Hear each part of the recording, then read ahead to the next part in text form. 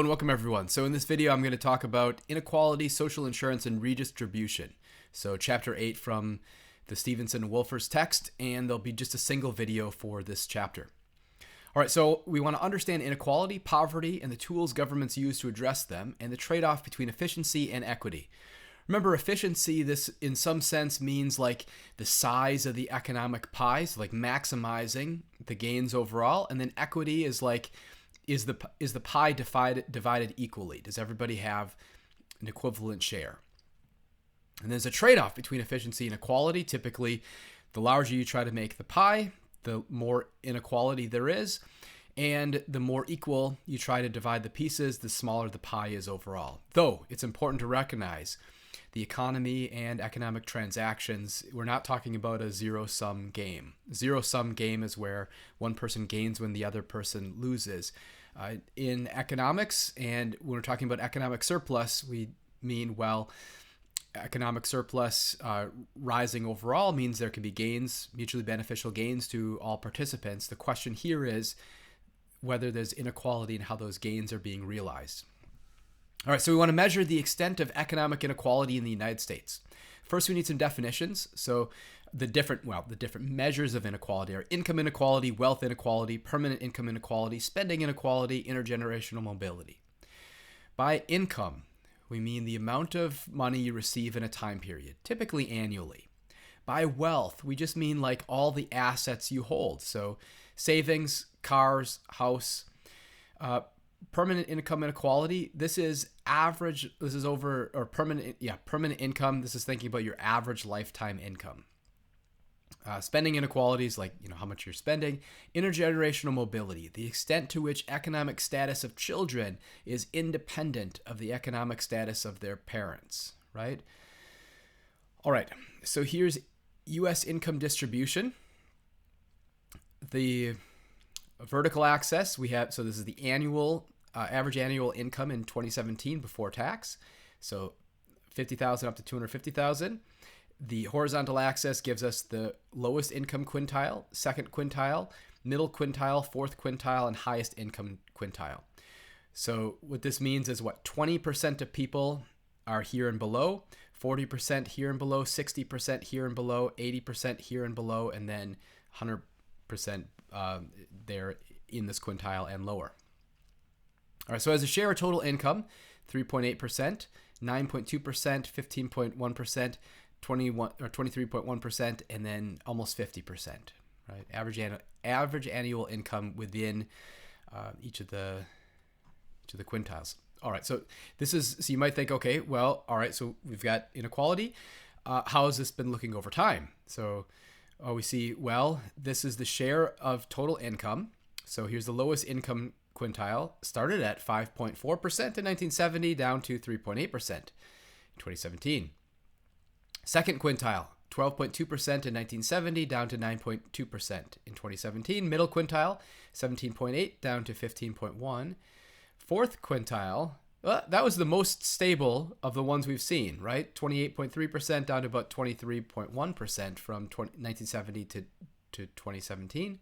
And then the highest income quartile, so starting at about 41% up to almost 49%. Right? All right. So a rising share of U.S. income is going to the top. Share of U.S. income going to the highest income taxpayers. Well, that's what this graph is showing. So falling inequality, is this getting lower? For the top 5%, top 1%, top 0.1%. Rising inequality, is this getting higher? Right? So we see falling inequality out of the 20s into 1950s, and then rising inequality from 1980 to the present, right? Here's international comparisons of income inequality. So household income in US dollars adjusted for differences in the cost of living. So this would be where the 10th percentile is. Here's the median. Here's the 90th percentile. The median is where 50% are lower and 50% are above, right? All right, so Canada, France, Germany, Italy, United Kingdom. World distribution of income. So here's the share of global population at each income level. So poorest 10% of Americans right here relative to, share of global population at each income level. So here's $100 up to $100,000. So this is annual income per person adjusted for differences in cost of living on a ratio scale. So poorest 10% of Americans are located there. Here's distribution of wealth. So we're trying to look more carefully at the wealthiest quintile, right? So the wealthiest 1%, the next 4%, the next 5%, the next 10%, right? 10, 15, 19, 20, okay? So here's the wealthiest, here's the quintile. The wealthiest quintile is 90%. The least wealthy, 3 quintiles, 2%. The second wealthiest, 8%.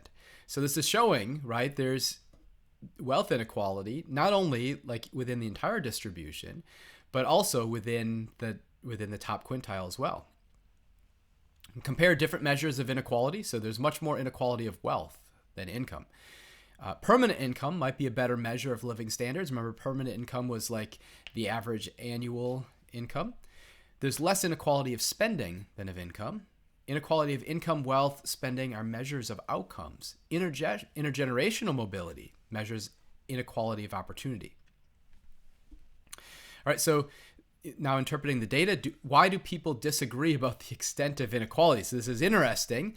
People were asked what they believed, polled what they believed was the perceived distribution, that's the middle one, what they believed the distribution ought to be, and then compared to what it is. So when people were polled, they thought, well, okay, the perceived distribution is something like the wealthiest quintile has just less than 60%, and then the next gets us up to about 80%, and then what the poorest 2 quintiles are just right here. They said that's bad because the ideal distribution would be the wealthy would have somewhere in the range of, I don't know, like 35%. And then the poorest would, right here, so on and so forth. The ideal distribution as reported by people from the survey is like much greater equality than what they perceive it as. And here's the reality. Oh, wait, the actual distribution is the wealthiest quintile has, considerably more than the next wealthiest, and then, of course, the smaller ones.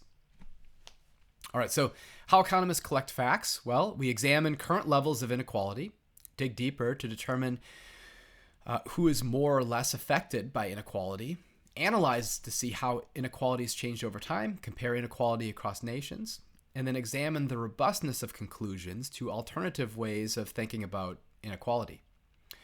Ultimately, we could apply this recipe to any issue that you're trying to learn about by replacing inequality with wages, taxes, and so on and so forth. So how would economists think about wages? Well, examine current levels of wages, dig deeper to determine who's affected by wages, analyze how wage growth or whatever has changed over time, compare wages across nations, and then come up with different ways to think about wages. Okay, so or taxes or whatever. So this is kind of the pattern. All right, so this is now thinking about measuring inequality. Now we'll shift to thinking about poverty. So we want to assess the prevalence and implications of poverty. All right, so we have the poverty line. Poverty line is an income level below which a family is defined to be in poverty. All right, so in 2018, the federal poverty line was $25,700 for a family of 4 and $16,300 for a family of 2, right? For a reference point, $15 an hour would be like $30,000 or like $31,000 a year, something like that, with a pretty standard work week. So this is less than that. Here's the share of the population in poverty. So in 2017, 12.3%. The poverty rate is the percentage of people whose family income is below the poverty line. The official poverty rate's not changed very much over time. Well, how do we compare poverty? Well, we can think of absolute poverty, which is thinking about the adequacy of adequacy of resources relative to an absolute standard of living. Relative poverty thinks about poverty relative to the material living standards of contemporary society. Relative poverty is going to say that more people are in poverty than absolute.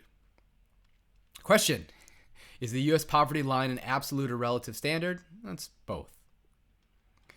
Here's some alternative poverty lines for a family of four. So the annual income required to avoid poverty, adjusted for inflation. Public opinion, what's the smallest amount of money a family of four needs to get by in your community? 2017, it's about $61,000 a year.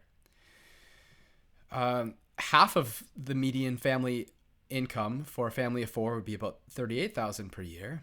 And then the official poverty line, $25,700, which suggests that more people would perceive, if we were to use the alternative poverty line closer to what people would think is sort of their common sense place to set that bar, then more people would be counted as in poverty than actually are. Sorry. So the way that I said that, more people would be counted in poverty than are officially counted, right? So that suggests that based on what you and I might agree on as being the threshold for poverty, there might be more people in poverty actually than the government would measure. Okay. All right, so absolute poverty in global perspective, well, the UN and the World Bank focus on an absolute poverty line of $1.90 per day, which is the minimum needed for human survival in modern times. So 896 million people, including 15% of people in the developing world, are below this line. The U.S. poor, not members of the global poor, right? So that's something kind of important to reflect on, right? Okay. So if you believe the poverty line should be based on public opinion about what's required to get by, would this lead you to think that there's more or fewer people in poverty than is measured by official statistics? So think about that. So now we want to think about the incidence of poverty in the United States. Well, most poverty spells are short, but most poor people are in long-term poverty. When does poverty strike? Well, the biggest risk is losing a job. Other significant triggers are household changes, such as divorce, birth of a child, moving out, illness, right? More than half of Americans will experience poverty at some point in their lives. Who's in poverty? So we can see the obvious inequality across different demographics, and kind of think really carefully about necessary policy reform, right?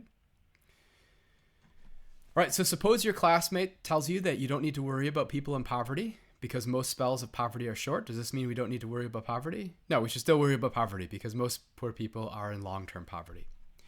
And Betsy and Justin have indicated that's the correct answer. All right, so the next thing, social insurance, a social safety net, and redistributive taxation. So we want to think about the ways in which the government redistributes. So the first, how does the government reduce inequality and poverty net? Well, there's a social safety net. There's cash assistance, goods, services provided by the government to better the lives of those at the bottom of the income distribution. So this is interesting. There's a whole collection of programs. This gives rise, I think actually maybe this doesn't appear in the chapter, but there's some problems with the way that very often some of these programs are constructed, and so you have to think really carefully about getting the resources to those who really need it. And one of the things that's sort of a long-standing problem with the social safety net is the stigma, where people who qualify for the assistance and people who the programs are designed to help might not want to take the assistance because because of the bad stigma associated with it. So that's a problem, and that's something to kind of overcome. There's also, of course, there's problems of different sorts of things with fraud or whatever. But look, I mean, the point is, like, if you want to be able to, if there's people that we determine that we want to be able to help, that's kind of the priority. And if there's going to be, obviously you want to kind of reduce the possible incidences of fraud, but recognizing the important aspects from behavioral economics that suggest that people who are in need might be averse to accepting that need, we want to come up with ways to kind of overcome and increase uptake of programs that are designed to help people. So, all right, social insurance, government provided insurance against bad outcomes such as unemployment, illness, disability, outliving your savings, and then progressive taxes. So this is a tax where those with more income tend to pay a higher share of their income in taxes. That's like the income tax in the U.S. is progressive. The sales tax is not. So we'll talk about that. All right, social safety net. The government provides social safety net programs to ensure a minimum material standard of living for those in poverty. This includes cash assistance, tax breaks, in-kind benefits. In-kind benefits include like food stamps, and then housing vouchers.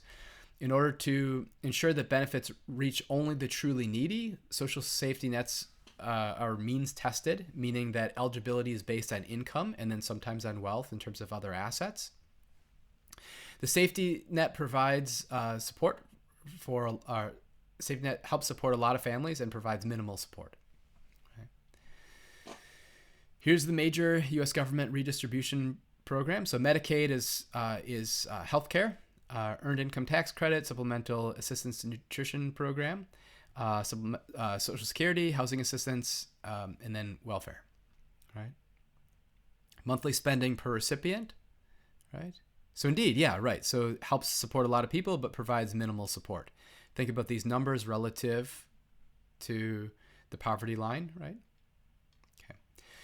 Social insurance program. So social insurance, social meaning provided by the government. Insurance meaning a payoff that occurs when bad things happen to protect against economic hardship. So social insurance. There's a number of risks that, other things equal, we'd want to insure against, such as losing a job, being injured, and large medical bills. And so social insurance around these aspects takes a couple of forms. Firstly, like unemployment insurance. Secondly, workers' compensation. And then health insurance, such as, well, we have health insurance programs, and then also Medicaid right here.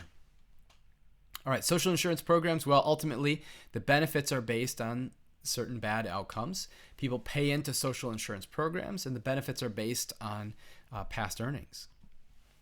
Here's the largest U.S. social insurance program. So Social Security, unemployment insurance, disability insurance, workers' comp, and then Medicare. Then we want to talk about the tax system. So all the goods and services, social insurance, and safety net programs are funded by the government and paid for by taxpayers.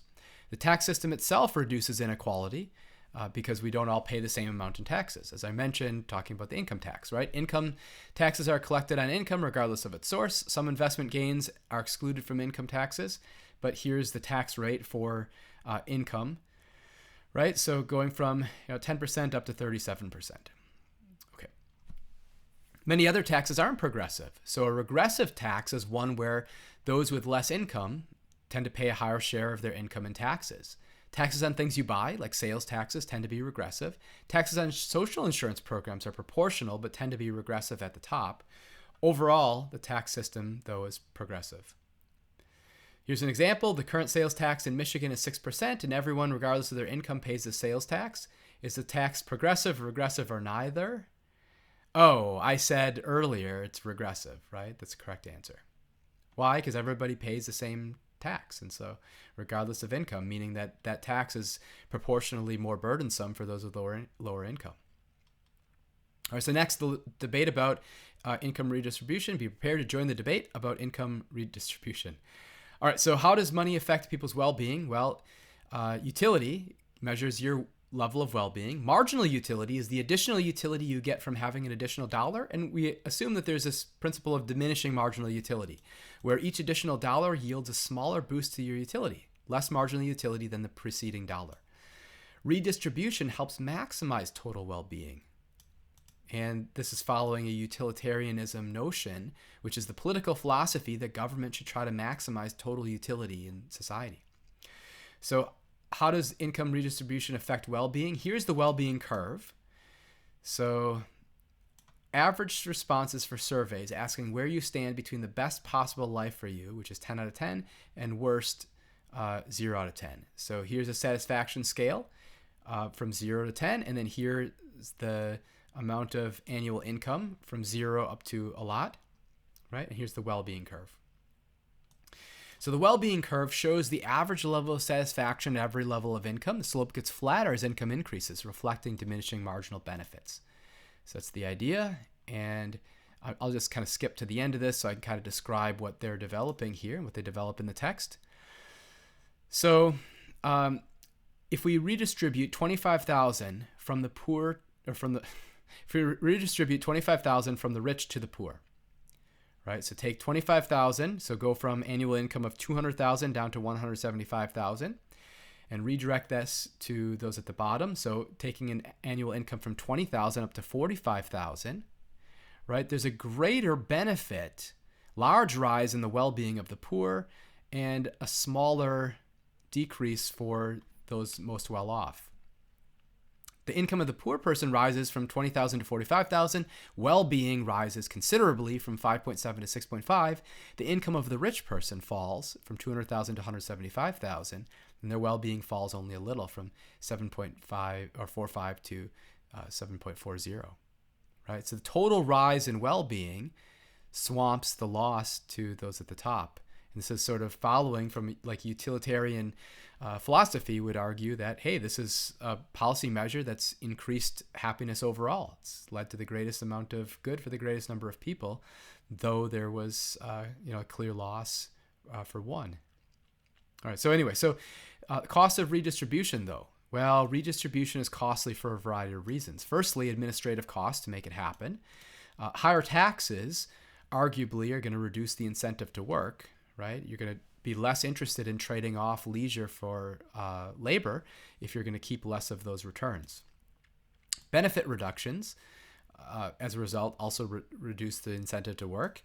And then there's problems of tax avoidance, evasion, and fraud, such that if the burden of redistribution if the taxes are high enough, then people are going to be clever about ways to avoid it. All of which lead to a leaky bucket, meaning that some of the money that you take this 25,000 and not all of it would go to the poor. Maybe you take 25,000 and it would become 20,000 or 15,000 or 10,000 or something like that. All right, are the benefits of redistribution worth the cost? Well, there's an interesting debate now, right? So what are the costs and benefits of redistribution? Well, the benefit, redistribution moves money from those or to those who could benefit more from it. Cost, well, moving that benefit's costly.